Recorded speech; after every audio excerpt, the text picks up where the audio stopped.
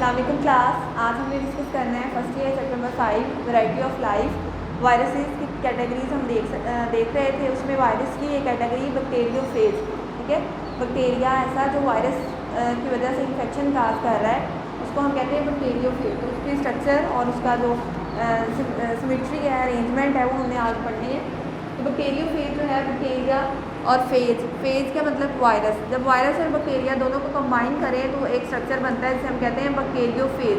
और ये क्या करता है, ह्यूमंस के अंदर, लिविंग स्पीशीज़ के अंदर इन्फेक्शन काज करता है। डिफरेंट इन्फेक्शन, जो इन्फ्लुएंजा वायरस हमने पढ़ा, HIV वायरस पढ़ा, हेपेटाइटिस है, ठीक है। तो वो डिफरेंट टाइप ऑफ वायरसेस उस डिजीज़ को काज कर रहे हैं और वो किस स्ट्रक्चर की फॉर्म में रहते हैं, बैक्टीरियोफेज की फॉर्म में।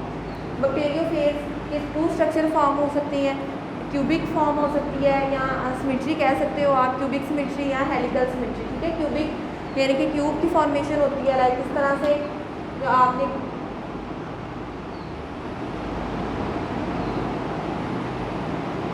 ये जो वायरस है बैक्टीरिया के अंदर पाया जाएगा, ये क्यूबिक फॉर्म में होगा, ठीक है। इसके डिफरेंट फेजेस हो सकते हैं, फेज हो सकते हैं।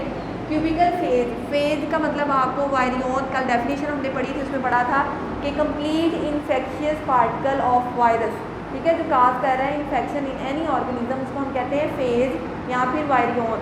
तो क्यूबिकल सिमेट्री क्या है, क्यूबिकल फेजेस है रेगुलर सॉलिड और आइसोसेड्रल केमिस्ट्री, ठीक है। सिमेट्री इसके अंदर क्या होता है, 20 फेजेस होते हैं। इसकी शेप, इसकी स्ट्रक्चर इस तरह से हो सकती है। उसके अलावा जो हेलिकल सिमेट्री है उसमें हेलिकल फेज होते हैं, वो रोड शेप होते हैं। वो रोड शेप जो है वो 2 टाइप्स कैटेगरी में आते हैं। एक होता है हेड स्ट्रक्चर उसका और एक होता है उसका टेल स्ट्रक्चर। जो हेड होता है वो पॉलीहेड्रल होता है। हेड्रल का मतलब होता है शेप्स यानी कि फेस, और पॉली डिफरेंट, तो डिफरेंट फेज हो सकते हैं हेड के। और जो टेल होती है वो रॉड शेप होती है, वो एक रॉड शेप आपको पता है स्टैंडर्ड टाइप, ठीक है। इस तरह से इसकी रॉड शेप होती है टेल की। तो बैक्टीरियोफेज का स्ट्रक्चर जब भी डिस्कस करना है उसमें 2 पार्ट्स होते हैं, एक होता है हेड रीजन, एक होता है उसका टेल रीजन। अब स्ट्रक्चर ऑफ बैक्टीरियोफेज की बात करें तो सबसे पहले साइंटिस्ट ने जो रिसर्चेस की थी उनमें एस्चेरिशिया कोलाई, ठीक है, ये बैक्टीरिया सबसे पहले ये वाला बैक्टीरिया था जिसको इन्फेक्ट किया था वायरस ने, इसके ऊपर अटैक आया था। तो इसको सबसे पहले डिस्कवर किया गया, उसको नाम दिया गया टी फेजेस का। अब टी से मुराद है टाइप, फेज का मतलब वायरस। तो कोई भी वायरस की टाइप्स हो सकती हैं। मोस्टली जो है हम इस पे एस्चेरिशिया कोलाई में T3 और T4, ये आप कैटेगरी नेक्स्ट चैप्टर में पढ़ोगे कि T1 क्या होता है, T2 क्या होता है, T3, T4, ये फेजेस की कौन कौन सी टाइप्स हैं, ठीक है। क्योंकि हर वायरस जो है सेम टाइप के साथ अटैक नहीं करता किसी भी लिविंग ऑर्गेनिज्म को, डिफरेंट इसकी कैटेगरीज हो सकती हैं। तो उस बेस पे हम उसको क्लासीफाई करते हैं टी टाइप, ठीक है। T stands for type. तो among T phages T2 and T4 phages are mostly studied. ज़्यादातर इन्फेक्शन जो हमने देखे हैं ह्यूमंस के अंदर या लिविंग स्पीशीज़ के अंदर, प्लांट्स के अंदर, एनिमल्स के अंदर, तो वो ये 2 फेजेस जो हैं वो कर रहे हैं इन्फेक्ट, T2 एंड T4, ठीक है, कैटेगरी 2 एंड कैटेगरी 4। अब उसके बाद स्ट्रक्चर की बात करें अगर, तो हमने कहा कि 2 टाइप ऑफ स्ट्रक्चर पाया जाता है, एक उसका हेड रीजन, दूसरा उसका टेल रीजन। सबसे पहले हेड रीजन देखते हैं। हेड रीजन इज इलोंगेट, ठीक है, इलोंगेट होता है, थोड़ा सा लंबा होता है as comparison to tail. Pyramidal shape का होता है, ठीक है। ट्राइंगल, पिरामिडल शेप कौन सी होती है, जिसमें 2 ट्राइंगल्स फॉर्म होती है। ट्राइंगल क्या है, इस तरह से होती है ना, ये एक ट्राइंगल है। तो पिरामिडल शेप क्या होती है, एक ये ट्राइंगल एक दूसरी इसके साथ ही नीचे यहाँ पे बन जाए, इसका फेज क्या हो, कॉमन हो, और इसके एंड्स कितने हो, 6 एंड हो, 1 2 3 4 5 6 कॉर्नर हो इसके, इसको हम कहते हैं हेक्सागोनल, ठीक है, यहाँ पे प्रिज्म शेप स्ट्रक्चर। इसका हेड रीजन आपसे पूछा जा सकता है इस शॉर्ट क्वेश्चन में कि बैक्टीरियोफेज का हेड का स्ट्रक्चर आप डिस्कस करो तो आप बताओगे कि हेड जो है वो इलोंगेट होता है, पिरामिडल शेप का होता है। पिरामिडल शेप कौन सी होती है, जिसके अंदर 2 ट्राइंगल्स फॉर्म होती है, उनका ओरिजिन क्या होता है, सेम होता है। हेक्सागोनल शेप हो सकती है और प्रिज्म शेप स्ट्रक्चर पाया जाता है इसके अंदर हेड के अंदर। अब हेड पोर्शन तो पढ़ लिया, हेड का स्ट्रक्चर किस तरह से होता है, लेकिन उसके अंदर क्या होता है, हेड के अंदर डबल स्ट्रैंडेड DNA या प्रोटीन जो है वो इनक्लोज होती है। अभी मैंने बताया आपको ये पिरामिडल शेप है, तो कल जब मैंने आपको स्ट्रक्चर बताया था उसमें मैंने बताया था इसके अंदर क्या होता है, न्यूक्लिक एसिड एंड प्रोटीन, ठीक है, DNA एंड प्रोटीन जो क्या होती है, इनक्लोज होती है एक इन्वेल्व के अंदर। इसको हमने कोर का नेम दिया था, यानी कैप्सिड। हमने कहा कि बाहर वाला जो स्ट्रक्चर है उसको हम कहते हैं कैप्सिड, और जो अंदर वाला है उसको हम कहते हैं कोर, इन्वेल्व, जिसके अंदर क्या होता है, DNA, nucleic acid, proteins enclosed होती हैं। अच्छा, उसके उसके बाद है टेल ऑफ बैक्टीरियोफेज, ये हो गया उसका हेड। अगर टेल की बात करें तो टेल रॉड शेप, पीछे पढ़ा हमने वो स्टार्टिंग में बैक्टीरियोफेज की सिमेट्री के अंदर क्या होता है, जो टेल होती है वो इलोंगेट होती है, रॉड शेप होती है। The structure of phage tail, अब फेज का वर्ड बार बार यूज़ कर रहे हैं, इसका मतलब है वायरस। तो आपने ये नहीं समझना बैक्टीरिया लिखा हुआ है तो बैक्टीरिया है ये कोई, बैक्टीरिया के ऊपर जब वायरस अटैक करता है तो उसको कहते हैं बैक्टीरियोफेज।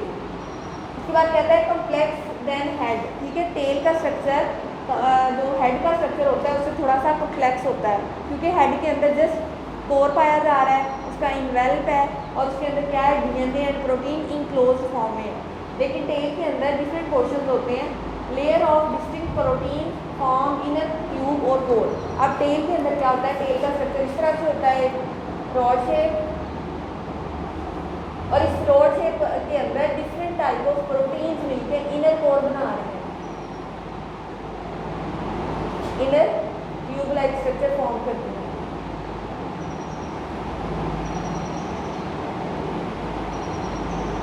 इसे हम COR कोर, ठीक है, कोर भी कह सकते हैं। Core is enclose in a sheet made up of many protein. अब ये जो मैंने बताया डिफरेंट प्रोटीन है, इसके बाहर भी एक क्या होती है, एक कोर होती है मौजूद, आउटलाइन मौजूद होती है, इसको हम कहते हैं शीट। हम कहते हैं ना शीट से ही निकला है, ठीक है। इसका मतलब क्या होता है, प्रोटेक्टिव कवरिंग के लिए।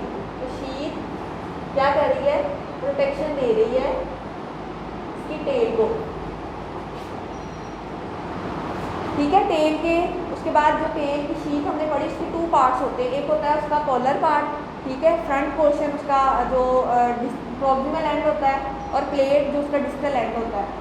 अब ये जो ये एक रॉड शेप टेल मैंने बनाई, ठीक है, इसका प्रॉक्सिमल पार्ट है, यानी कि अपर पार्ट जो है तो ये है, तो ये वाला अपर पार्ट जो है इसको हम कहते हैं कॉलर, और ये जो डिस्टल पार्ट होगा यानी कि एंड वाला रीजन होगा, ये वाला इसको हम कहेंगे tell, end plate,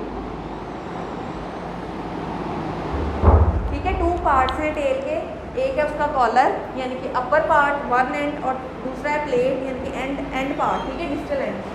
each plate 6 tail fibres are attached, हर टेल के एंड प्लेट के ऊपर 6 मल्टीपल जो है वो फाइबर्स अटैच होते हैं, इस तरह से टेल टंगी उसकी, ठीक है, फाइबर लाइक स्ट्रक्चर, जिसकी मदद से क्या करता है वो मूव करने में से हेल्प मिलती है। उसके बाद है volume of phase is about 1/1000 of the host, ठीक है, ये इंपॉर्टेंट MCQ है, आपसे पूछा जा सकता है। इसका जो वॉल्यूम होता है बैक्टीरियोफेज का, वो जो इसका होस्ट सेल है जिसके अंदर वो रह रहा है, अब होस्ट क्या है, यानी कि प्लांट के अंदर अगर होस्ट है तो प्लांट से इसका वॉल्यूम कितना होगा, 1/1000 टाइम्स ज़्यादा होगा। अगर एनिमल होस्ट है तब भी इसका इतना ही जो वॉल्यूम है वो ज़्यादा होगा। अगर लिविंग ऑर्गेनिज्म है, ह्यूमन है, तब भी इसका वॉल्यूम जो है वो होस्ट की वॉल्यूम से 1/1000 टाइम ज़्यादा होगा। उसके बाद अगर स्ट्रक्चर की बात करें तो ये साथ साथ आपने क्या कर लिया है, ये इसका टेल रीजन है। टेल के अंदर क्या है, कैप्सिड हेड इसे हम कहते हैं। कैप्सिड हेड के अंदर क्या होता है, एक और मौजूद है जिसके अंदर न्यूक्लिक एसिड, डीएनए, क्रोमोसोम पाए जाते हैं। उसके बाद नीचे इसका टेल रीजन है, टेल रीजन रॉड शेप होता है। टेल का जो अपर पार्ट है, प्रॉक्सिमल पार्ट है, उसको कहते हैं कॉलर, और जो डिस्टल पार्ट है उसको कहते हैं एंड प्लेट, ठीक है। यहाँ पे ये देखो एंड प्लेट रोल से अटैच है। एंड प्लेट होती है, ये भी हेक्सागोनल होती है, यानी कि 6 एंड्स होते हैं, इसके भी 6 फेस होते हैं। उसके बाद यहाँ पे 6 टेल फाइबर्स अटैच हैं। एंड प्लेट को हम एक और नाम भी देते हैं बेस प्लेट, और कॉलर के ऊपर जो प्रोटेक्टिव कवरिंग है वो होती है इसकी शीट, ठीक है। बुक से है पेज नंबर 73, रीड आउट कर देती हूँ मैं। Bacteriophage occur in, last paragraph है ये 73 पेज नंबर का। Bacteriophage occur in 2 structural form having cubical और हेलिकल सिमेट्री, ठीक है। 2 फॉर्म्स होती है इसकी।